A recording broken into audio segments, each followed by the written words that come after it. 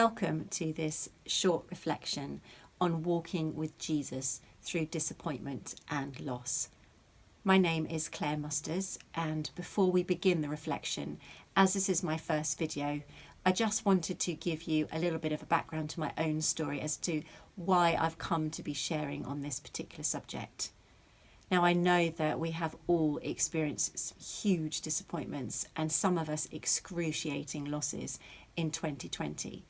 For myself, my mum died just before the COVID outbreak, and her funeral happened in the first week of lockdown. And I was actually partway through writing a 30-day devotional on disappointment and loss. And so I actually ended up writing the rest of that at her bedside in her final moments.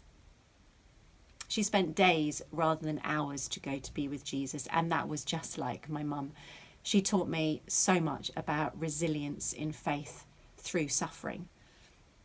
And her fighting spirit kept her alive much longer than the experts thought that she would be. Now, it was actually her chronic illness that impacted me the most in terms of the loss and the disappointment that they brought into my life.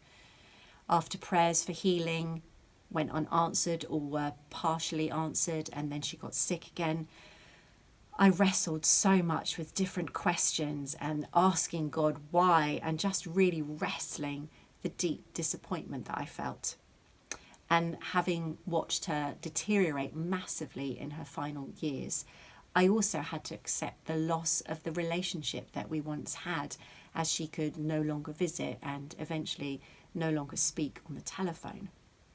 There have been other difficult situations in my own life too that have caused me great disappointment and loss. So please know that while trying to express something about this huge subject in such a small space of time might make it seem that I don't understand exactly where you are and what you're going through, I do empathise. I can empathise, even if I haven't walked exactly the same path as you. And please know that I am praying that as you watch this video, that it brings you some comfort, some hope, and above all, it reminds you that Jesus walks with you always.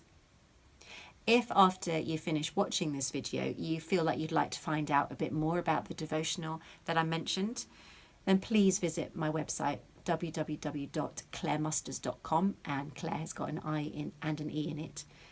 Or you could email me on cmusters@icloud.com, as I have copies available to purchase. If you're interested in finding out more about videos on this subject that I may post up, or the quiet day that I'm planning on doing, then you can sign up to my mailing list on my website too. Now I've got all that out of the way, let's just take a moment just to sit and breathe and get comfortable. I now want to focus on the passage that I have come back to time and time again over the past year, and that's John 11. It tells the story of the sisters Mary and Martha and their brother Lazarus. And I'm not going to go into too much detail here, but Lazarus felt ill and he actually died. And Jesus didn't arrive with the family until after that happened. But in the end, he raised Lazarus back to life. But that isn't the part that I want to focus on here. It's actually the part where Jesus interacts with Mary in her grief. I'm just going to read that out. When Mary reached the place where Jesus was and saw him, she fell at his feet and said, "Lord, if you had been here, my brother would not have died." When Jesus saw her weeping, and the Jews who'd come along with her also weeping, he was deeply moved in spirit and troubled. "Where have you laid him?" he asked. "Come and see, Lord," they replied. Jesus wept. Jesus wept. That is actually the shortest verse in the Bible, and yet I believe it reveals a really incredible truth, that Jesus felt human emotion deeply. Now, when we ourselves are facing difficult, dark, negative emotions, there are times when we can feel that nobody understands at all what we're going through. And I know over this past year that actually in my own times of personal grief, there have been moments where I have felt completely and utterly alone. And there have been times when people have tried to reach me, but what they've said to me just hasn't really resonated with where I'm at. I've actually learned to remind myself that unless they are walking an incredibly similar path to me at the same time, it's unlikely that they will know exactly the right words to say at exactly the right time, and that's okay. We can still support one another. I can still listen to them and gain comfort from the fact that my friends and family are there for me, even if they don't always say or do the right things. But there are also moments where we do really have to wrestle deeply alone with God. But it's so difficult, isn't it? In those moments where he just feels completely distant. Now, we can sometimes wonder why God has allowed something so awful to happen when we're going through a big difficulty, and why he feels so distant, so far away. But even when we are hugely enveloped in the searing pain, the disappointment, the grief, and however great that chasm feels between us and him, the truth is he is always with us. In Hebrews 13:5, he promised, "Never will I leave you, never will I forsake you."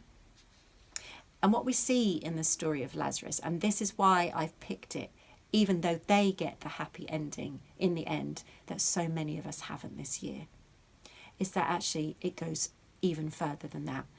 Jesus not only appeared in the saddest, most messy part of their story, he also felt the emotional pain deeply too.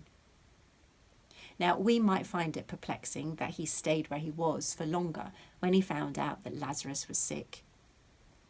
Although we do know the end of the story, and we know that it was because he was going to reveal more of God's glory by raising Lazarus back to life.